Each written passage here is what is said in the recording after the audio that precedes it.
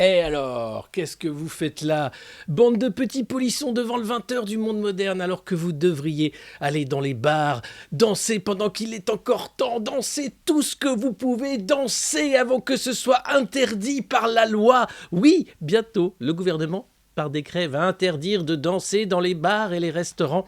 Eh oui, il faut être, vous comprenez, comme on ferme les boîtes de nuit, ce serait quand même dégueulasse de faire en sorte qu'on ait le droit de danser dans les bars et les restaurants. Alors, une question de jurisprudence. Est-ce que faire tourner les serviettes, c'est danser ? C'est un peu comme est-ce que sucer, c'est tromper ? Eh ben, vraie question. Tourner les serviettes, si on tourne du popotin, ça peut être vu comme une danse sataniste, même une danse de refus de l'ordre sanitaire, une danse covidiste presque, une danse où on aimerait attraper le virus. À qui mieux parce qu'il ne reste plus ça que tourner les serviettes pour encore faire vivre l'esprit de la fête dans ce pays qui se meurt, dans ce quinquennat morbide qu'est celui d'Emmanuel Macron. Macron. Bonsoir, la France a peur, mais elle en a un peu plus rien à foutre. Il faut dire que ça fait 2 ans qu'on nous resserre la soupe. C'est le 20h du monde moderne, vous êtes les bienvenus. Alors, vous savez ce qu'il faut faire, vous abonner, vous pouvez le faire, partager le lien de cette vidéo partout, et puis dire combien, oh combien, ça fait du bien de rire en ces temps troublés et obscurs. Parce que, croyez-moi, c'est que le début. Et oui, Emmanuel Macron a dit, attention, je compte bien, je sais pas si je suis candidat, mais peut-être que je vais le faire. Oui, vous savez quoi? Il a fait une conférence de presse aujourd'hui. C'était en son palais. Le palais de l'Élysée, ce palais si doctement et doucement maquillé, déguisé, habillé, décoré par Brigitte Macron, le soleil du pays qu'on appelle France, celle qui a fait d'Emmanuel Macron la star qu'il est aujourd'hui, l'homme à tout faire, le roi des murges, le président de la République, le meilleur que la France n'ait jamais connu. Et quelle chance nous avons, mes amis, parce que voyez-vous, non seulement il est roi de France, président, mais il va être président de l'Union européenne pendant 6 mois à compter de janvier 2022. Si tant est qu'on voit 2022. Bon, en fait, rien n'est moins sûr. Vous savez, il se pourrait qu'une météorite nous tombe sur la tête, ou bien le premier contact avec une civilisation extraterrestre hostile, ou bien la déclaration de guerre entre la Chine et les États-Unis, parce que ça chauffe, hein. Vous avez vu Joe Biden, Justin Trudeau, même Boris Johnson, ils ne veulent pas aller à Pékin au JO. Ils ont dit non, la Chine, les droits de l'homme, tout ça, non. Et avec les Émirats, tout ça, les journalistes découpés. Non, mais ça n'a rien à voir, monsieur. Encore une fois, vous faites l'idiot. Hein. Je comprends bien votre stratégie, mais non, vous comprenez bien que ça n'a rien à voir. La Chine, les droits de l'homme, tout ça. Et le Qatar, la Coupe du Monde, on va les taper dans un ballon alors qu'il y a plusieurs milliers d'ouvriers qui sont morts en faisant les stades. On va vraiment faire ça? Ce monde est formidable. Dit Kylian Mbappé, après avoir béni les pandas là, aux eaux de Beauval, tu vas vraiment aller jouer au Qatar à la Coupe du Monde? Ok, bon, très bien. Ah là là, je vous dis, c'est un monde merveilleux que le nôtre. Et donc, Emmanuel Macron faisait cette conférence de presse à l'Élysée aujourd'hui. Alors, il n'y avait pas de question piège, hein, c'était pas non plus une conférence de presse, faut pas déconner, quoi. C'est genre, bonjour, monsieur le président, est-ce que c'est vrai que... Monsieur le président, oui, Alexis Poulain du Monde Moderne. Est-ce que c'est vrai que ce qu'on entend, que vous êtes le meilleur président du monde? Parce que non, je pose la question pour mes confrères et moi-même. Je voudrais savoir si vous allez rester le président encore longtemps parce que vous êtes quand même... Voilà, est-ce que c'est vrai?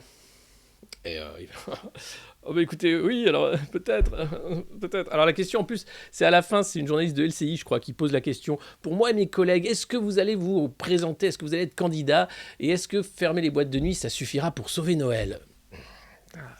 Aïe, comment dire? Bon voilà, donc il a dit, il a rigolé, il a dit, ah bah pour une fois qu'on demande si le président va se présenter en parlant de boîte de nuit, ah je t'en foutrais, allez danser maintenant, dansez tout ce que vous pouvez, parce que demain vous rirez moins, hein, aurait dit la cigale, hein, la fourmi, bon. Alors, relance, puissance, appartenance, qu'est-ce que c'est que ça? Relance, puissance, appartenance, en 3. Pépita, oui. Relance, puissance, appartenance. La présidence française de l'Union européenne? Oui, bravo Michel. Donc, eh bien, c'est une pyramide directement, bravo. Alors, bah oui, c'est le slogan choisi par Emmanuel Macron, révélé aujourd'hui, ainsi que la nouvelle pièce de 2 € qui va symboliser les 20 ans de cette monnaie phénoménale qu'est l'euro. Et puis, relance, puissance, appartenance, pourquoi? Relance, bon, bah, parce que Bruno Le Rebond, parce que on est là pour, faut pas déconner, faut que ça reparte, faut chier du profit comme jamais, hein, de l'argent magique, la BCE est là pour assurer. Même si la Fed est en train de dire à demi-mot que l'inflation n'est pas transitoire, qu'elle est là pour s'installer et qu'on va morfler. Mais bon, pour le moment, Christine Lagarde, elle est comme ça. Elle dit, non, c'est pas grave, c'est un peu plus long que prévu, mais c'est cool quand même. Prenez-en de l'argent magique, c'est gratuit pour vous. Non, pas toi tu es pauvre. Non, mais le monsieur là-bas, oui, je vois que vous êtes milliardaire. Prenez-en, c'est pour vous. Et puis, puissance, parce que l'Europe doit être puissante. Elle doit être une puissance militaire, elle doit être souveraine, elle doit être capable de faire plein de trucs, hein, comme par exemple commander plein de vaccins Pfizer, par exemple, qui sont faits par une entreprise américaine. Par exemple. Et puis, appartenance. Ben oui, toujours cette question de l'identité qui taraude les Français et peut-être même les autres peuples d'Europe. Car qu'est-ce qu'être européen? Qu'est-ce qu'être français? Qu'est-ce qu'être macroniste? Qu'est-ce qu'être ciotiste? Est-ce que ça a encore un sens dans un monde où Éric Zemmour est candidat? Qu'est-ce que c'est que tout ça? Qu'est-ce que c'est qu'être soi-même? Et regardez, est-ce que parce que l'habit le fait le moine, là ça y est, on est en 1976 et tout va bien, hein? La S Saint-Étienne a encore gagné et puis on a le droit de conduire sans ceinture et de picoler et de fumer au boulot monsieur, et ça dès 8h du matin, quand on va au boulot à 8h du matin, parce qu'il ne faut pas déconner non plus, c'est pas non plus des journées qu'on va non plus. Et voilà, donc relance, puissance, appartenance, vous êtes prévenus, c'est l'Europe d'Emmanuel Macron, ça commence en janvier. Je vous cache pas qu'on va pas se marrer, hein. C'est pas un marrant, parce qu'il prend les choses très au sérieux. C'est un président important, c'est un président du combat, de quelque chose d'important. N'hésitez pas tout de suite à partager le lien de cette vidéo, de ce stream, partout sur vos réseaux sociaux, à inviter vos amis comme d'habitude. C'est vrai que le 20h, il y en a moins, c'est une fois par semaine pour le moment, mais qui sait, plus vous serez d'abonnés, plus il y aura de formats du monde moderne, de formats exceptionnels. Et c'est vrai que ce voyage dans le temps, il fait un peu de bien quand même. Allez, on continue avec une vidéo d'archives, une vidéo exceptionnelle que Caisse de Grève ainsi qu'un autre tweetos a retrouvé pour nous. C'est une vidéo du temps où Marlène Schiappa était ministre de l'égalité homme-femme et elle invitait en son palais, petit hôtel de la République merveilleux, quelques influenceuses pour travailler et voir comment on pouvait faire pour que la femme soit l'égale de l'homme. Et je vous régale, hein, c'est particulier. Et je crois qu'on comprend tout en fait de pourquoi la France, après 5 ans de Macron, elle en est là. Bon, les filles, je vous emmène où là? On va voir Madame la Ministre. On va voir Madame la Reine. Non. Marlène Schiappa. Voilà. Qui est ministre de la Citoyenneté, elle ne le savait pas. Charlène n'y a pas. Marlène Schiappa. On y va pour. Une cause très importante, la violence faite aux femmes. Voilà. Lutter contre les violences faites aux femmes. Exactement. Ouais. Et nous, on agit. Oui, exactement. On va bouger. On va se servir de nos réseaux sociaux pour faire des Ça sert à choses. quelque chose, pas juste à chanter. Distance Covid avec Cleverly, on s'est même pas fait la bise, les gars. Léna Depuis qu'elle mange à côté de Manu, c'est plus la même. Alors j'ai Manu juste ici. Non, alors, par contre, on respecte le président de la République. Voilà, merci. Emmanuel Macron. Oui. C'est n'importe quoi, je suis bien reçue. J'aimerais bien un massage. Non. J'osais pas demander à la ministre, mais ça serait pas de refus. Regardez. Appelez-moi Marlène. C'est vrai, j'ai le droit.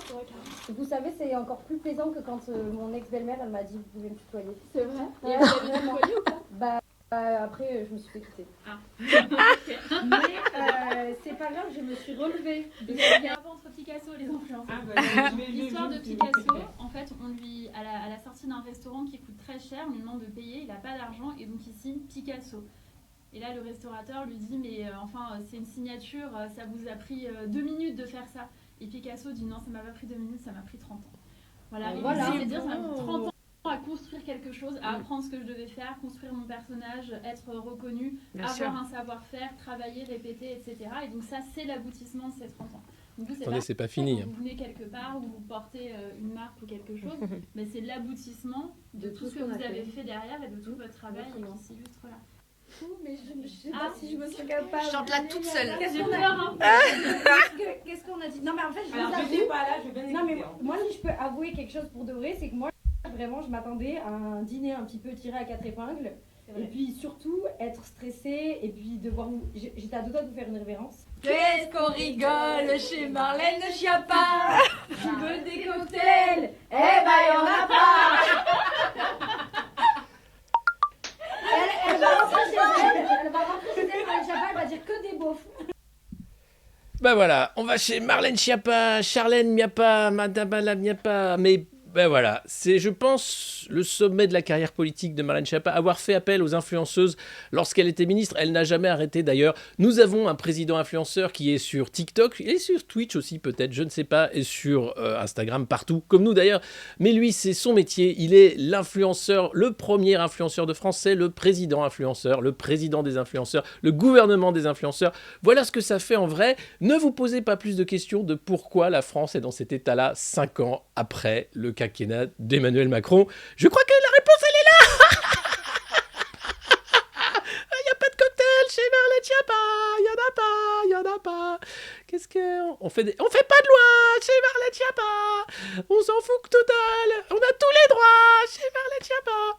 Vous savez, tiens, par ailleurs, Marlène Schiappa, eh bien, quand elle est arrivée à Beauvau avec Gérald Darmanin pour son nouveau poste de ministère, dont on ne sait toujours pas vraiment qu'est-ce qu'il recouvre à part continuer de travailler avec des influenceurs, elle a pris le bureau qui était réservé au corps de la préfectorale. Un bureau qui était là depuis des dizaines d'années, qui était réservé au préfet. Et puis, comme il était bien, il faisait une 100 mètres carrés, bien placé, une belle lumière, elle s'est dit non, je le veux. Et c'est la seule qui avait fait ça. Ça s'était jamais arrivé, c'était du jamais vu. Les préfets ont fermé leur gueule, ils l'ont un peu mauvaise quand même. Et elle a pris le grand bureau en disant c'est mon grand bureau, c'est mon grand bureau. Parce qu'il y a aussi, je ne l'ai pas prise, mais la séance où elle chante pour Laurent Saint-Martin. Qui c'est qui est bien pour les Parisiens, les têtes de chien, Laurent Saint-Martin. Bon, voilà, c'était catastrophique. Donc voilà. Vous voyez, vous comprenez peut-être aussi pourquoi nous en sommes arrivés là, mes chers amis. C'est peut-être parce que ces gens-là ne travaillent pas. Ou alors ils font un truc bizarre, mais ça me paraît bizarre. Enfin, techniquement, tu peux faire une fête d'influenceurs à ton ministère, hein, pourquoi pas, mais tout s'explique. Un peu la lumière fut, quoi. Et puis, ces jours-ci, Emmanuel Macron était, vous savez, en balade à Vichy et puis à Vierzon, hein, où elle est allée dans un PMU pour voir comment c'était la France qui connaît pas. Et donc là, regardez, il est tombé sur des fans, bon, parce qu'il y avait un casting, à la déambulation, évidemment, à un moment, tu dis « Oh !» Des fans, des gens qui m'adorent. Et regardez cette petite mamie comme elle est sympathique. On a envie de... je sais pas si on a vraiment envie de... Mais bon. Président, préservez-nous de l'extrême droite, s'il vous plaît. Je me battrai de toutes mes Ah, forces. merci. De toutes mes forces. Vraiment, vraiment. L'extrême droite, j'ai dit, je me bats de toutes mes forces. Surtout Le reste, c'est normal que la vie politique Voilà, française mais se fasse. surtout de l'extrême droite. Moi, Surtout. je m'occupe du pays. Ah oui, vous avez raison. Sauvez-nous du fascisme. Oh, président, sauvez-nous de la mort également. Oh, président, sauvez-nous de toutes les souffrances. Oh, Saint-Emmanuel, sauvez-nous de tout ce que vous pouvez nous sauver. Sauver nos économies aussi.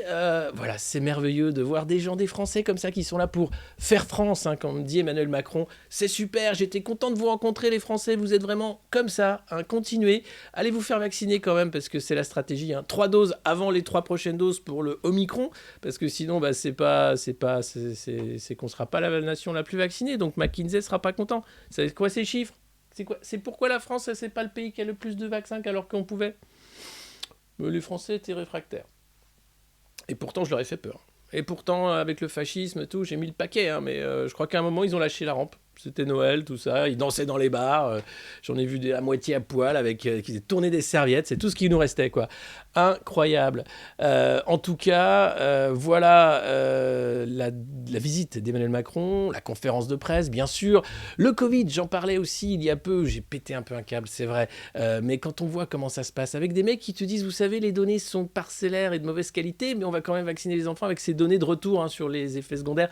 C'est pas si grave, ça passera entre les gouttes, hein, on va se débrouiller. Et puis, j'avais parlé de cette vidéo exceptionnelle de Justin Trudeau, le Premier ministre canadien, totalement fan du fait que les gosses vont pouvoir se vacciner à leur anniversaire dès 5 ans, par exemple. Et voilà la vidéo, certains l'ont demandé. Je vous la montre, attention, les âmes sensibles doivent s'abstenir. You're going to be able to get your vaccine as soon as you turn 5. And I know you're excited and I know you're eager. In some places across the country, you can even start making your appointment now for shortly after your birthday. Et voilà. Ah, ça fait peur. C'est court, je vous avais prévenu, mais c'est quand même exceptionnel, quoi. Le mec est plus avec nous, en fait. Ils sont déjà en orbite, c'est des touristes spatials, hein, depuis très longtemps, mais là, ils planent à je sais pas combien. D'ailleurs, il y en a un qui a pris son jet, qui s'est barré pour aller en Espagne alors qu'il était en quarantaine. C'est le président de Crédit Suisse. Ah ouais, alors ça la fout mal, parce qu'ils ont dit, non mais attendez, déjà les banques, on n'est pas super exemplaires. Si en plus, on a un mec là qui prend son jet privé pour aller en vacances alors qu'il est en quarantaine, ça va se voir, à la fin, ils vont vouloir nous manger. Donc est-ce qu'éventuellement on pourrait dire pardon? Et non, le mec il s'est barré avec son jet. Si vous ne comprenez pas dès à présent que le Covid est un truc fait pas pour les pauvres, pour continuer de serrer un peu la vis, en disant non mais on est gentil avec vous, on vous file un vaccin gratuit, de quoi vous vous plaignez enfin? Pendant que les jets privés n'ont jamais autant volé, que l'argent magique n'a jamais autant existé, les fortunes des milliardaires ont explosé pendant ces 2 ans de pandémie, alors je ne peux plus rien pour vous. Il y a un moment où il faut quand même se rendre compte de l'arnaque, hein. Cette arnaque de l'argent magique, cette arnaque du fait qu'il y a 2 poids, 2 mesures, une loi qui est celle de « attention, si vous sortez, vous allez attraper la mort et ce sera de votre faute ». Ça, c'était le préfet allemand qui disait ça lors du premier confinement, je ne sais pas si vous vous en rappelez. On était en mars 2020 et on avait dit aux Français « attention les Français, on ne sort plus de chez soi sinon on attrape le Covid et on meurt ». Et les Français ont dit « ça a l'air super dangereux ce virus, donc ouais, je vais rester chez moi ». Je vais tricoter, je vais faire du pain. Les mecs se mettaient à faire du pain. Il y en a qui faisaient des petites vidéos. Nous, on avait fait un podcast quotidien. Et tu dis, ouais, demain, oui, je vais... après tout, un mois de vacances. Bon, pas de vacances, parce que quand il fallait faire l'école à la maison avec les enfants, c'était un peu sportif. Mais toujours est-il qu'on a obéi. On était bien sages. Et puis, après, les mecs de McKinsey ont calculé. Ils ont dit, bon, on veut pas être alarmiste, mais le coût du confinement va sans doute provoquer une dette qui fera que dans les années qui viennent, il faudra que les Français, à partir de 15 ans, donnent un rein ou tout autre organe vital pour rembourser la dette. Alors, je ne sais pas comment vous allez prévenir les Français, mais je vous préviens, hein, d'ores et déjà, les milliards accumulés de dettes parce que vous avez fermé le pays pendant un an, pendant un mois, ça va coûter très cher, notamment au niveau du don d'organes. Bon, d'accord, bon, on s'arrangera. Bruno était là, il dit non, mais on s'arrangera, le quoi qu'il en coûte, quoi qu'il va nous en coûter. Vous inquiétez pas que ça va nous coûter un bras, hein, ou un rein plutôt. Donc voilà, c'est parti. Et à l'époque, le préfet l'allemand, le bon préfet l'allemand, le si bon, le si doux, le si empathique préfet l'allemand, disait aux gens, ne sortez pas parce que si vous sortez et que vous rompez le confinement, vous allez voir ce qui vous arrivera. Et on apprend aujourd'hui que Didier Lallemand, préfet de Paris, est positif au Covid et donc se met à l'isolement. Encore un qui chope le Covid, après Jean Castex, Brigitte et Emmanuel Macron, la moitié du gouvernement, on ne compte plus les sénateurs et les députés, bref, tout le monde à peu près chope le Covid, certains font des formes graves, d'autres visiblement s'en sortent mieux que les autres. Christine Bachelot a eu du mal, hein. Elle est passée à l'hosto quand même, c'était difficile pour elle. Mais bon, Macron, il avait fait bonjour, nous sommes vendredi. Et puis ça allait. Et là, voilà ce que disait Didier Lallemand. Encore une archive formidable que nous avons dégotée pour vous. Ceux qui sont aujourd'hui hospitalisés, ceux qu'on trouve dans les réanimations, désormais aujourd'hui, ce sont ceux qui, au début du confinement, ne l'ont pas respecté. C'est très simple, il y a une corrélation très simple. Vous ne respectez pas le confinement, vous êtes verbalisé et vous vous mettez en danger car on risque de vous retrouver en réanimation, on risque de retrouver vos proches en réanimation. Donc ça n'est pas un jeu vidéo tout ça, c'est une réalité. Pour ces raisons, je regrette d'avoir tenu ces propos. Je comprends les réactions qu'ils suscitent et je présente mes excuses à tous ceux que j'ai pu ainsi heurter. Eh ben oui, à la fin, il s'était fait taper sur les doigts, Didier, parce qu'il avait raconté de la merde. Évidemment, à l'époque, en mars 2020, la plupart des gens qui mouraient du Covid avaient plus de 90 ans et étaient dans des EHPAD. Donc ils ne sortaient pas, ils ne rompaient pas le confinement, ils ne pouvaient même pas sortir de leur chambre sans aide médicale. Donc ça avait un peu gueulé, on avait dit Didier, tu racontes vraiment de la merde. Bon d'accord, c'est ton métier, on est là pour ça. Mais quand même, ça s'est vu, les Français sont pas super contents. Ils ont trouvé que tu étais vraiment là déplacé. Donc il avait été obligé de faire son mea culpa. La France a besoin d'unité, de chaleur, un peu de pain et de bonheur. Alors pas dans les restos du cœur, hein, c'était le confinement, vous avez bien compris. Mais c'était quand même une époque formidable, ce confinement. On rêvait. Rappelez-vous, à l'époque du monde d'après, ce monde fait de cornes d'abondance, d'hommes et de femmes libérés de la contrainte du patriarcat et du travail, d'une nature réconciliée avec l'espèce humaine, d'animaux libres et heureux qui vivaient dans un jardin d'Éden, enfin libérés du capitalisme mondial financier. Ça s'est pas du tout passé comme ça. Quelque part, ça s'est pas du tout passé comme ça. Et on est ressorti et puis on nous a dit c'est l'été, vous pouvez bouffer des glaces, vous pouvez faire ce que vous voulez. Jean Castex était le monsieur des confinements, il était là, c'est super. Et puis après ils nous ont dit bon, alors non, les conneries, le monde d'après, tout ça, c'est un masque, hein. Et puis on va faire un couvre-feu. Vous vous rappelez, après on a le couvre-feu, puis après l'auto-attestation, enfin bref. Et puis maintenant on a le vaccin, et puis 3 doses, et puis 3 doses de plus, puis une dose par an, puis... Et alors du coup, on rêve même plus au monde d'après. Est-ce qu'on retrouvera le monde d'avant ? Oui, il suffit de brûler le pass sanitaire en réalité, hein, et puis de faire comme si ça allait, ça va passer. Tout ça va passer. Mais c'est vrai, c'est quand même assez terrible, puisqu'à l'époque, c'était la plupart des victimes du Covid étaient résidents d'EHPAD et ils mouraient dans d'atroces souffrances, hein, aidés quand même en fin de vie avec du Rivotril, puisqu'on n'a pas soigné. On empêchait les familles de voir ces aînés mourir. Ils étaient seuls. Voilà. Et après, on va nous dire, il y a un bilan formidable, hein. Emmanuel Macron a géré la crise du Covid d'une main de maître. Qui aurait fait mieux que lui ? Un tabouret, peut-être. Je pense qu'un tabouret aurait été pas mauvais. Éventuellement, tu le mettais là, il faisait une conférence de presse par semaine, pareil. Et voilà.